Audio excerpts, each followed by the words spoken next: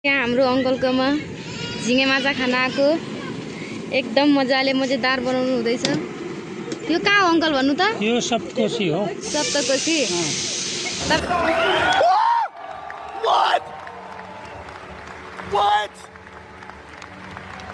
यहाँ एकदम भिड हुन्छ कि हुँदैन? मसिम होटलको भिड हुन्छ। भिड हुन्छ हैन?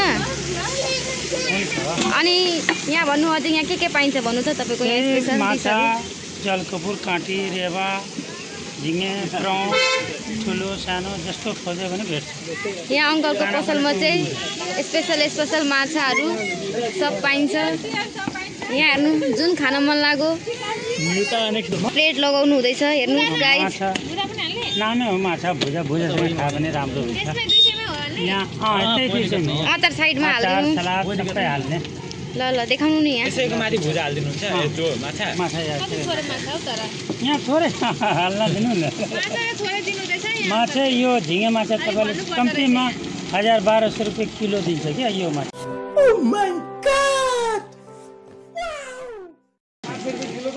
दिँदैन यो। ल यहाँ हेर्नुहोस् गाइस, माछा फ्राई भइसक्यो। अब यहाँ नास्तामा दिनु हुँदैछ। अब यहाँ हेर्नुहोस्, हेर्नु तपाईहरुलाई पनि खान मन लाग्यो भने आउनुहोस्। तेल छानेर दिनु अङ्कलको पसलमा। अङ्कल तपाईँको नाम भनिदिनु। मेरो मसिम होटल हो। मसिम होटल हो अरे। ल हेर्नुहोस् गाइस, मौसीको होटल। अच्छा